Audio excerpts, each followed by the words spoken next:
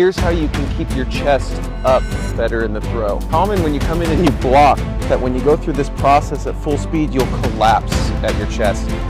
It's important to keep it up. One thing that really helps me, especially in standing drills, is to think of blocking, and as I go through the rotation process, I'll think of raising my right shoulder as I rotate.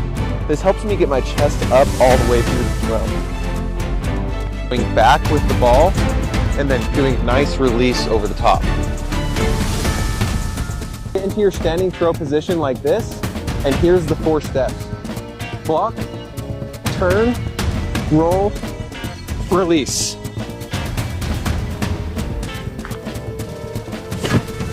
Here's the 4 skew things. Heel off the ground, hand up. I'm not throwing here, rolling, and coming here. Is your hand below your shoulder line when you block and take a throw? As you go into block, you'll sink down. This is a common issue, and I would advise to have a simple cue to just keep the hand high. A lot of times people will go into a penultimate, and since they go up instead of out, you'll get more depth as you go down into back foot contact and go into a block. That depth in your body going down will cause the arm to go down as well. Key here is to not penult up in the air, but out, and know that you're going to get more depth, and to think about raising the hand as you do that. As I penult, as I go down, I'm thinking to keep the hand high and to get under the javelin. You just put the band under your foot and your hand up on the wall. And as you keep your hand on the wall, you bring the knee in and work the elbow up and in. You're going to get the most out of the torso and arm mobility as you do this drill and go through kind of like this. Side. Grab the tip of the javelin with your non-throwing hand, and you're just going to focus on rotating and rolling under the javelin. When you throw, the javelin will help support this elbow up and in movement. It's about getting to the block quick. For this one's having your leg ready in a squatted position and not moving it, letting the ground meet my leg. When you go into your penultimate, you will naturally have a float period in the air. And as you're floating, it's really common to rush the right leg down and to push. You want to get used to having this right leg ready and letting the ground meet you as you go down towards it naturally.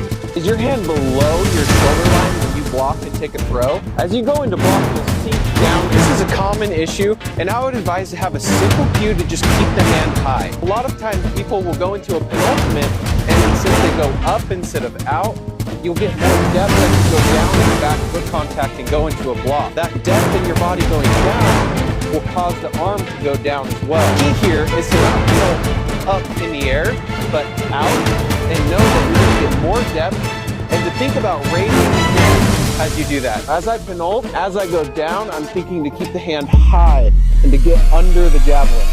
Come down, turn. On this throw, I'm just really paying attention to getting low on this right leg.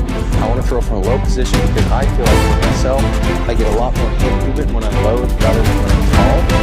And I'm just starting out presetting this thumb down on my throwing hand, not palm up in this throw. I'm doing thumb down, and I'm just going turn, roll, and then over the top. I want to feel like the ball's passing through right here. Thumb down, turn.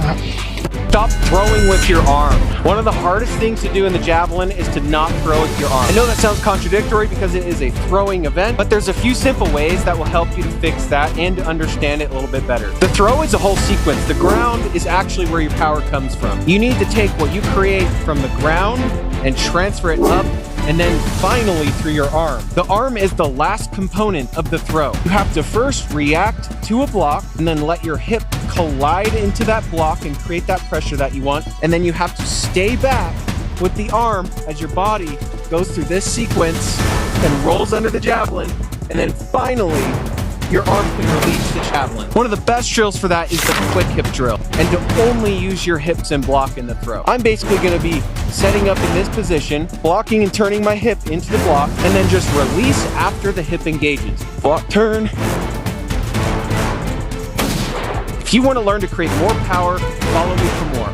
Grab the tip of the javelin, set your foot out in front of you, and then as you go to block, just roll under the javelin. So again, hand, foot out in front of you, roll.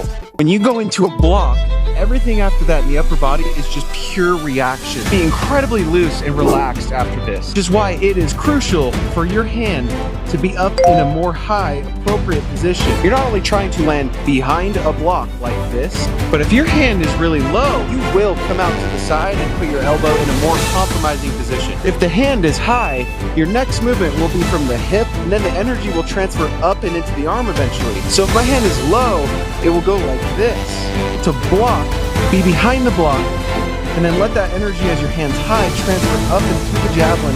Your elbow will naturally come up, and then it will fall through.